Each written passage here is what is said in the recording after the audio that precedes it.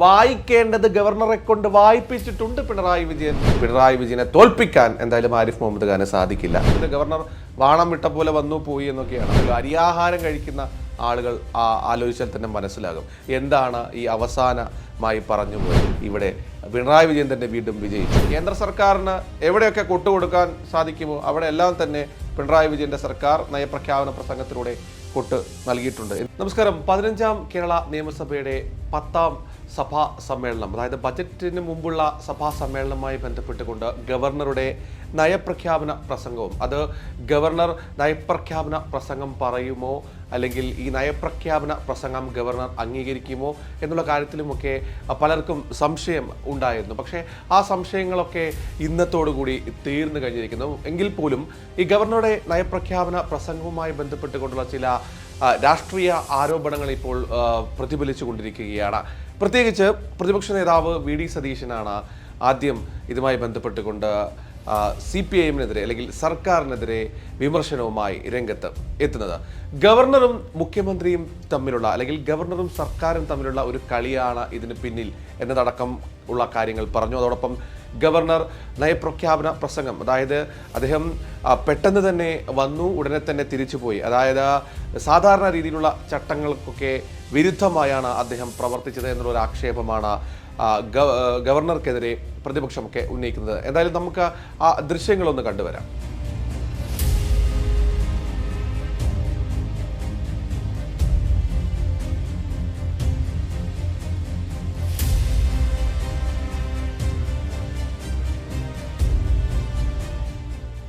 അതായത് ഈ ദൃശ്യങ്ങളിൽ നിന്നും വ്യക്തമാണ് ഗവർണർ വരുന്നു. ഗവർണറെ സ്വീകരിക്കാൻ പ്രോട്ടോകോൾ പ്രകാരം, ചട്ടപ്രകാരം മുഖ്യമന്ത്രിയും സ്പീക്കറും അതോടൊപ്പം തന്നെ പ്രതിപക്ഷ നേതാവുമൊക്കെ ഉണ്ട്. ഗവർണർക്ക് ഒരു ബൊക്കെ കൊടുക്കുന്നുണ്ട്. സാധാരണ രീതിയിൽ അങ്ങനെയാണ് ഗവർണർ ഈ നിയമസഭാ സമ്മേളനത്തിൻ്റെ ഭാഗമായൊക്കെ നയപ്രഖ്യാപന പ്രസംഗത്തിന് അവിടെ എത്തുമ്പോൾ ഗവർണറെ കാത്ത് മുഖ്യമന്ത്രി നിൽക്കുകയും പിന്നീട് ഗവർണർ അങ്ങോട്ടേക്ക് എത്തുകയും ഗവർണർക്ക് പൂച്ചെണ്ട് നൽകുകയും പരസ്പരം കൈ കൊടുക്കുകയും ഒക്കെ ചെയ്യുകയും അഭിവാദ്യം അർപ്പിക്കുകയും ഒക്കെ ചെയ്യുകയും ഒക്കെ ഹസ്തദാനം നൽകിക്കൊണ്ടാണ് സ്വീകരിക്കാറുമൊക്കെ. പക്ഷേ ഇന്നത്തെ ഈ സംഭവവുമായി ബന്ധപ്പെട്ടുകൊണ്ട് ദൃശ്യങ്ങളിൽ നിന്ന് നമുക്ക് വ്യക്തമാണ് ഗവർണർ അവിടെ എത്തുന്നു. ഈ ബൊക്കെ കൊടുത്തെങ്കിൽ പോലും മുഖ്യമന്ത്രിയോട് മുഖത്തോട് മുഖം പോലും നോക്കാതെ ആ ബൊക്കെ വേഗം വാങ്ങി തൻ്റെ തൊട്ടടുത്തുള്ള ജീവനക്കാരനെ കൊടുത്ത് വേഗം തന്നെ സഭയിലേക്ക് കയറിപ്പോകുന്നു. പിന്നീട് ഡയസിലെത്തിയതിനു ശേഷം, ചേംബറിലെത്തിയതിനു ശേഷം അദ്ദേഹം തൻ്റെ ആദ്യത്തെ പാരഗ്രാഫ്, അതായത് നയപ്രഖ്യാപന പ്രസംഗം സാധാരണ രീതിയിൽ സംസ്ഥാന സർക്കാർ എഴുതി തയ്യാറാക്കിയ ഗവർണർ അംഗീകരിച്ചതിന് ശേഷമാണ് അത് നിയമസഭയുടെ ടേബിളിൽ വെക്കുന്നത്. നിയമസഭയുടെ ടേബിളിൽ വെച്ച് കഴിഞ്ഞു അത്. അതുകൊണ്ട് തന്നെ നയപ്രഖ്യാപന പ്രസംഗം ഇനിയിപ്പോൾ ഗവർണർ വായിച്ചാലും ഇല്ലെങ്കിലും അതിൽ പ്രത്യേകിച്ചൊരു അത്ഭുതവും സംഭവിക്കാൻ പോകുന്നില്ല. എങ്കിൽ പോലും സാധാരണ ഗവർണർമാർ അത് വായിക്കാറുണ്ട്. അവർക്ക് ഏതെങ്കിലും തരത്തിൽ അതിനോട് എതിർപ്പുണ്ടെങ്കിൽ ആ എതിർപ്പ് പോലും കാണിച്ചുകൊണ്ട് അല്ലെങ്കിൽ ആ എതിർപ്പ് പോലും പ്രകടിപ്പിച്ചുകൊണ്ട് ചിലർ അത് വായിക്കാറൊക്കെ ഉണ്ട്. ഈ ആരിഫ് മുഹമ്മദ് ഖാനും മുമ്പ് നേരത്തെയും ചില എതിർപ്പുകൾ ഉണ്ടായിട്ട് പോലും അദ്ദേഹം വായിച്ചിട്ടുണ്ട്. പ്രത്യേകിച്ച് പൗരത്വ ഭേദഗതി നിയമം വന്നതിന് ശേഷമുള്ള സമയത്ത് സംസ്ഥാനം അതിൻ്റെ കൃത്യമായ കാര്യങ്ങൾ പറഞ്ഞിരുന്നു. അതായത് അതിനെതിരെ നയപ്രഖ്യാപന പ്രസംഗത്തിൽ എഴുതുകയും എന്നാൽ തനിക്ക് താല്പര്യമില്ല, പക്ഷേ മുഖ്യമന്ത്രിയുടെയും അല്ലെങ്കിൽ സർക്കാരിൻ്റെയും താല്പര്യപ്രകാരം താൻ ഇത് വായിക്കുകയാണെന്ന് പറഞ്ഞ് അന്ന് അത്തരത്തിൽ ഇദ്ദേഹം അത് വായിക്കുകയും ഒക്കെ ചെയ്തിരുന്നു. പക്ഷേ ഇത്തവണ അങ്ങനെ ആയിരുന്നില്ല എന്നുള്ളതാണ്. ആദ്യത്തെ പാരഗ്രാഫ് മാത്രം വായിക്കുകയും, അതായത് മുഖ്യമന്ത്രിയെയും മറ്റു മന്ത്രിമാരെയും സ്പീക്കറെയും പ്രതിപക്ഷ നേതാവിനുമൊക്കെ സ്വാഗതം പറയുന്ന രീതിയിൽ അല്ലെങ്കിൽ അവർക്കൊക്കെ നന്ദി പറഞ്ഞു, തനിക്ക് ഇങ്ങനെയൊരു അസുലഭ മുഹൂർത്തമാണ് ഇങ്ങനെയൊരു നയപ്രഖ്യാപനം നടത്താൻ എന്നൊക്കെ മാത്രം പറഞ്ഞുകൊണ്ട് പിന്നീട് ഏറ്റവും അവസാനത്തെ പാരഗ്രാഫിലേക്കാണ് ഗവർണർ പോയത്. അതിനിടയിലുള്ള ഒന്നും തന്നെ ഗവർണർ വായിച്ചില്ല എന്നുള്ളതാണ്. സ്വാഭാവികമായും എല്ലാവരും കരുതിയിരുന്നത് ഗവർണർ ഇത് വായിക്കാതെ പോയത് സംസ്ഥാന സർക്കാരിന് തിരിച്ചടിയാകും, അല്ലെങ്കിൽ അത് വായിച്ചില്ല, അതിനകത്ത് കേന്ദ്ര സർക്കാരിനെ ഒന്നും വിമർശിച്ചില്ല. പക്ഷേ പിണറായി വിജയനും സംസ്ഥാന സർക്കാരും അല്ലെങ്കിൽ ഇടതുപക്ഷവും പിണറായി വിജയനും ആഗ്രഹിച്ച പോലെയെല്ലാം നടന്നു എന്നുള്ളതാണ്. ഗവർണർ ആരിഫ് മുഹമ്മദ് ഖാൻ ആ ഒരു പ്രസംഗം, നയപ്രഖ്യാപന പ്രസംഗം മുഴുവനായി വായിച്ചിട്ടില്ലെങ്കിലും വായിക്കേണ്ടത് ഗവർണറെ കൊണ്ട് വായിപ്പിച്ചിട്ടുണ്ട് പിണറായി വിജയൻ എന്ന കാര്യത്തിൽ തർക്കമില്ല എന്നാണ് രാഷ്ട്രീയ നിരീക്ഷകർ പറയുന്നത്. അതിന് ഏറ്റവും പ്രധാനപ്പെട്ട കാര്യം, നമ്മൾ ആ നയപ്രഖ്യാപന പ്രസംഗത്തിലേക്ക് അല്ലെങ്കിൽ ആ എഴുതി തയ്യാറാക്കിയ ആ പ്രസംഗത്തിലെ വാക്കുകൾ കൃത്യമായി തന്നെ നോക്കിയാൽ മനസ്സിലാകും. അതിൻ്റെ തുടക്കം ഇങ്ങനെയാണ്: ബഹുമാനപ്പെട്ട സ്പീക്കർ, ബഹുമാനപ്പെട്ട മുഖ്യമന്ത്രി, ബഹുമാന്യരായ മന്ത്രിമാർ, ബഹുമാനപ്പെട്ട പ്രതിപക്ഷ നേതാവ്, ബഹുമാന്യരായ നിയമസഭാംഗങ്ങൾ, 15ാം കേരള നിയമസഭയുടെ 10ാം സമ്മേളനത്തിന് സമാരംഭം കുറിച്ചുകൊണ്ട് കേരളത്തിലെ ജനപ്രതിനിധികളുടെ ഈ മഹനീയമായ അഭിസംബോധന ചെയ്യുന്നത് ബഹുമതിയായും വിശേഷ അധികാരമായും ഞാൻ കരുതുന്നു. അതിൻ്റെ മലയാളത്തിലുള്ള പരിഭാഷയാണ് ഞാനിപ്പോൾ ഇവിടെ പറയുന്നത്. ഗവർണർ ആ വരികൾ കൃത്യമായി തന്നെ വായിക്കുന്നുണ്ട്. അത് നേരത്തെ ദൃശ്യങ്ങളിൽ നമ്മൾ കണ്ടതാണ്. അദ്ദേഹം വായിക്കുന്നത് എന്താണെന്ന് ഒന്ന് കണ്ടുവരാം. Honorable Speaker, Chief Minister, Ministers, Leader of the Opposition and members, it is my honor and privilege to address this august body of representatives of the people of Kerala, marking the beginning of the 10th session of the 15th Kerala Legislative Assembly. അത്തരത്തിൽ ഒരു അഭിസംബോധനയ്ക്ക് ശേഷം അദ്ദേഹം പറയുന്നു, ഇനി ഞാൻ അവസാനത്തെ paragraph വായിക്കുകയാണ്. എന്താണ് ആ അവസാനത്തെ പാരഗ്രാഫ്? 136ാമത്തെ ഭാഗം. And now I am reading the last para. Let us remember that the great legacy lies not in buildings or monuments, but in the respect and regard we show to the priceless legacy of the Constitution of India and the timeless values of democracy, secularism, federalism, and social justice. The essence of cooperative federalism is what has kept our country united and strong all these years. It is our bounden duty to ensure that this essence is not diluted. Together as part of this varied and beautiful nation, we will weave the tapestry of inclusive growth and responsible resilience, overcoming all the challenges that are thrown our way. Jai Hind. അതായത് ഇതിൻ്റെ മലയാളം, നമ്മുടെ മഹത്തായ പൈതൃകം കെട്ടിടങ്ങളിലോ സ്മാരകങ്ങളിലോ അല്ലെന്നും മറിച്ച് ജനാധിപത്യം, മതനിരപേക്ഷത, federalism, സാമൂഹ്യനീതി എന്നീ കാലാതീത മൂല്യങ്ങളോടും ഇന്ത്യൻ ഭരണഘടനയുടെ വിലമതിക്കാനാകാത്ത പൈതൃകത്തോട് നാം കാണിക്കുന്ന ബഹുമാനത്തിലും പരിഗണനയിലുമാണെന്നും നമുക്ക് ഓർക്കാം. ഇക്കാലമത്രയും നമ്മുടെ രാഷ്ട്രത്തെ സംഘടിതവും ശക്തവുമായി നിലനിർത്തിയത് ഈ ഫെഡറലിസത്തിൻ്റെ അന്തസത്തയാണ്. ഈ അന്തസത്തയ്ക്ക് ശോഷണം സംഭവിക്കുന്നില്ലെന്ന് ഉറപ്പാക്കേണ്ടത് നമ്മുടെ ബാധ്യതയാണ്. വൈവിധ്യവും വർണ്ണാഭവുമായ ഈ രാഷ്ട്രത്തിൻ്റെ ഭാഗമെന്ന നിലയിൽ നാം ഒത്തൊരുമിച്ച് നമ്മുടെ പത്നാവിലുള്ള എല്ലാ വെല്ലുവിളികളെയും അതിജീവിച്ചുകൊണ്ട് സമഗ്രമായ വളർച്ചയുടെയും ഉത്തരവാദിത്വമുള്ള പ്രതിരോധ ശേഷിയുടെയും വർണ്ണക്കമ്പളം നേടിയെടുക്കാം. ജയ് ഹിന്ദ്. അപ്പോൾ ഇതിൽ പറയുന്നത്, അതായത് പിണറായി സർക്കാർ അവിടെ പറയേണ്ടത് എല്ലാം തന്നെ വ്യക്തമാക്കി കഴിഞ്ഞു.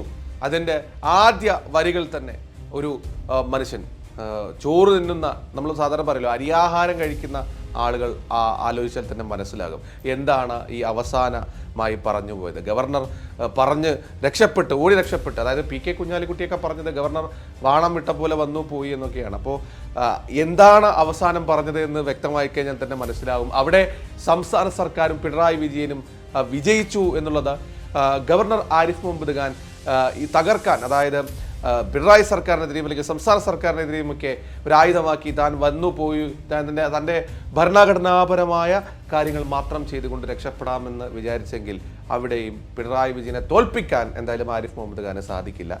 ഇവിടെ പിണറായി വിജയൻ തന്നെ വീണ്ടും വിജയിച്ചു. അതായത് അവസാനത്തെ ഈ ഒരു പാരഗ്രാഫിൽ എന്താണ് പറയുന്നത്? നമ്മുടെ മഹത്തായ പൈതൃകം കെട്ടിടങ്ങളിലോ സ്മാരകങ്ങളിലോ അല്ല. എന്താണ് ഇതുകൊണ്ട് ഉദ്ദേശിക്കുന്നത്? എന്തെങ്കിലും സ്മാരകങ്ങളോ അല്ലെങ്കിൽ ഒരു കെട്ടിടമോ അല്ല. അതിനകത്ത് കൃത്യമായ രാഷ്ട്രീയം സംസ്ഥാന സർക്കാർ അല്ലെങ്കിൽ പിണറായി വിജയൻ സർക്കാർ പറയുന്നുണ്ട്. കേന്ദ്ര സർക്കാർ കൊണ്ടുവന്ന പല സ്മാരകങ്ങളുണ്ട്. കെട്ടിടങ്ങൾ എന്നൊക്കെ ഉദ്ദേശിച്ചത് അയോധ്യ രാമക്ഷേത്രവുമായി ബന്ധപ്പെട്ടുകൊണ്ടാണ് എന്ന് നിരീക്ഷിക്കുന്നവരുണ്ട്.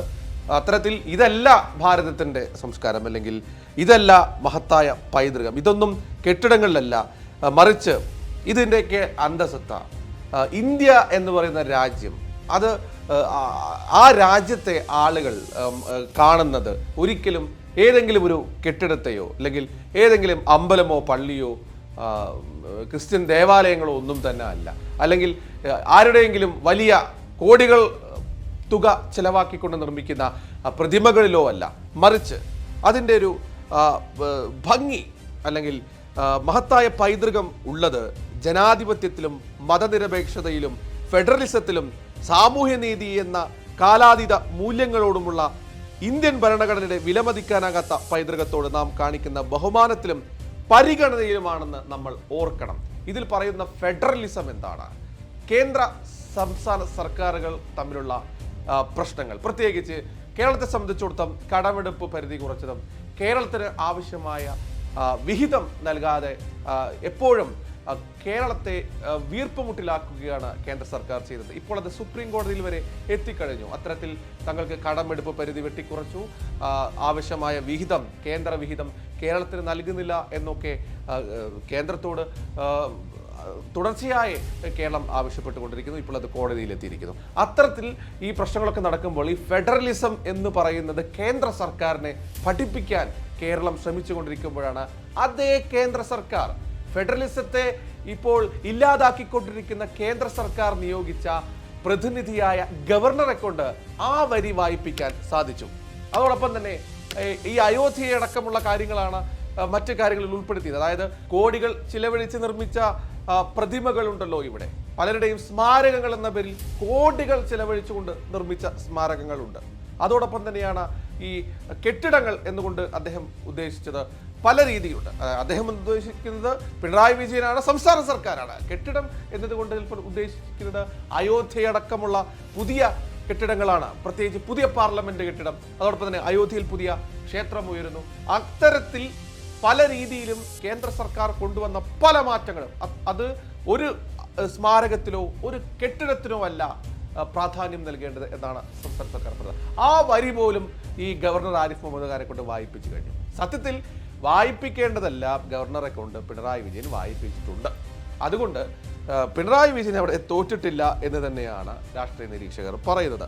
അടുത്ത വരിയിൽ എന്താണ് പറയുന്നത്? ജനാധിപത്യത്തെക്കുറിച്ച് പറഞ്ഞു, മതനിരപേക്ഷതയെക്കുറിച്ച് പ്രത്യേകം എടുത്തു പറയുന്നു. ഫെഡറലിസം, സാമൂഹ്യനീതി, ഇതുമായി ബന്ധപ്പെട്ടുകൊണ്ടുള്ള ആ ഭരണഘടനയെ പരിഗണിക്കുന്നതാണ് ഏറ്റവും പ്രധാനപ്പെട്ടത്. ശക്തവുമായി ഈ ഭരണഘടനയെ, നമ്മുടെ രാഷ്ട്രത്തെ സംഘടിതവും ശക്തവുമായി നിലനിർത്തിയത് സഹകരണ ഫെഡറലിസത്തിന്റെ അന്തസത്തയാണ്. ഈ അന്തസത്തയ്ക്ക് ശോഷണം സംഭവിക്കുന്നില്ലെന്ന് ഉറപ്പാക്കേണ്ടത് നമ്മുടെ ബാധ്യതയാണ്. അത്തരത്തിൽ പറയേണ്ട കാര്യങ്ങൾ പിണറായി വിജയൻ വ്യക്തമായി തന്നെ ഇതിനകത്ത് പറയുന്നുണ്ട്. ഈ പ്രസംഗത്തിൻ്റെ കോപ്പികൾ ഇപ്പോൾ പലരിടത്തും അവൈലബിൾ ആണ്. അപ്പോൾ നിയമസഭാ സാമാജികർക്കൊക്കെ ഇതിൻ്റെ കോപ്പികൾ ലഭിച്ചിട്ടുണ്ട്. വി.ഡി. സതീശൻ പോലെയുള്ളവരൊക്കെ ഗവർണർക്ക് കൂടെ നിൽക്കുക, ഗവർണർ എന്ത് ഉദ്ദേശിച്ചോ അത് സാധിച്ചു കൊടുക്കാനാണോ ഒരു പ്രതിപക്ഷ നേതാവ് വേണ്ടത്? വി.ഡി. സതീശൻ പറഞ്ഞത് ഇതിനകത്ത് കേന്ദ്ര സർക്കാരിനെ എവിടെയും പരാമർശിക്കുന്നില്ല, കേന്ദ്ര സർക്കാരിനെതിരെ ഒരു വാക്ക് പോലും പറഞ്ഞില്ല. ഇതിനകത്ത് ഈ ഗവർണർ കുറച്ച് വരിയെങ്കിലും വായിച്ചല്ലോ. ആ വായിച്ച വരിയിൽ പോലും കേന്ദ്ര സർക്കാരിനെതിരെയല്ലേ ഈട്ട് കുത്തുന്നത്? കൃത്യമായി തന്നെ അത് ബോധ്യമാണ്. എന്തുകൊണ്ടാണ് വി.ഡി. സതീശന് അതൊന്നും ബോധ്യമാകാത്തത് എന്ന് എനിക്കറിയില്ല. കാരണം ഗവർണർ ഇംഗ്ലീഷിലാണ് സംസാരിച്ചത്. അതുകൊണ്ട് അത് മനസ്സിലാകാനിട്ടാണോ പ്രതിപക്ഷത്തിന് എന്നുള്ള കാര്യത്തിൽ വ്യക്തതയില്ല. മറ്റൊരു ആക്ഷേപം എന്നുള്ളത്, ഇത് ഗവർണർ പൂർണ്ണമായും വായിച്ചില്ല. ഭരണഘടനാപരമായി അല്ലെങ്കിൽ നേരത്തെ സൂചിപ്പിച്ച പോലെ തന്നെ ഗവർണർ അത് പൂർണ്ണമായും വായിക്കണമെന്ന് യാതൊരു നിർബന്ധവുമില്ല. കാരണം ഗവർണർ ഒപ്പുവെച്ച നയപ്രഖ്യാപന പ്രസംഗമാണ്.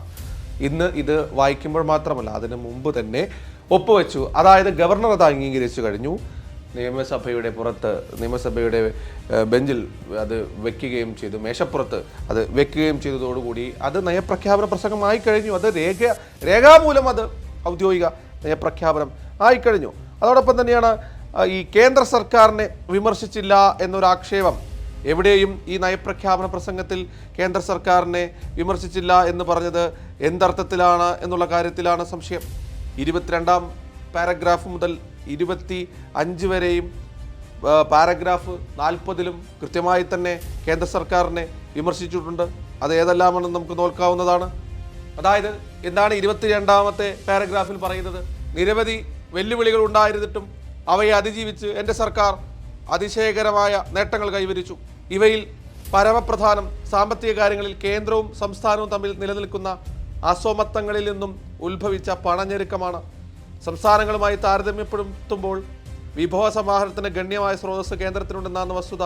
അതേസമയം സംസ്ഥാനങ്ങൾ അവയുടെ വരുമാനമുണ്ടാക്കാനുള്ള സ്രോതസ്സുകളുടെ പരിധി കടന്ന് വികസന ചെലവുകൾ ഏറ്റെടുക്കാൻ നിർബന്ധിതരാകുന്നത് ഇന്ത്യയുടെ ഫെഡറൽ സംവിധാനത്തിലെ വലിയ അസമത്വത്തിലേക്ക് വിരൽ ചൂണ്ടുന്നു.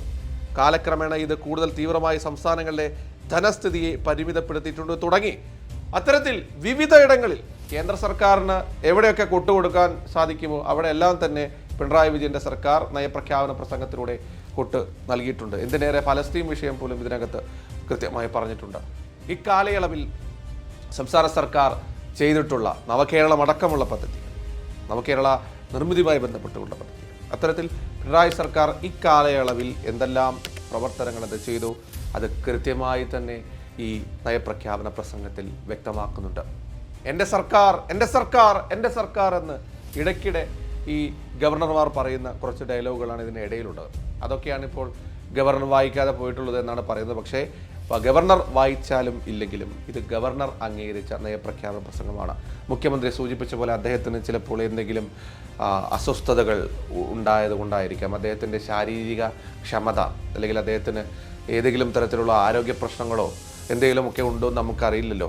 LDF പോലും അല്ലെങ്കിൽ ഇടതുപക്ഷം പോലും ആരും ഈ ഗവർണറെ രൂക്ഷമായി വിമർശിച്ചുകൊണ്ട് രംഗത്ത് വന്നതായി ശ്രദ്ധയിൽപ്പെടുന്നില്ല. കാരണം അദ്ദേഹം വായിക്കേണ്ടതെല്ലാം വായിച്ചിട്ടുണ്ട് എന്നാണ് മന്ത്രി P. രാജീവും പറയുന്നത്. അല്ല, അത് ഭരണഘടനാപരമായ ചുമതല അദ്ദേഹം നിർവഹിച്ചിട്ടുണ്ട്. അദ്ദേഹം മന്ത്രിസഭ തയ്യാറാക്കിയ നയപ്രഖ്യാപനം അത് അംഗീകരിച്ചു. അത് സാധാരണത്തിൽ അതിൻ്റെ ആദ്യ ഭാഗവും അവസാന ഭാഗവും വായിക്കാവുന്നതാണ്. അങ്ങനെ വായിച്ചാലും അത് സഭാരേഖയുടെ ഭാഗമായി. നയപ്രഖ്യാപനം വായിച്ചതിന് തുല്യമാണ്. ആദ്യ ഭാഗവും അവസാന ഭാഗവും വായിച്ചതിന് തുല്യം തന്നെയാണ്.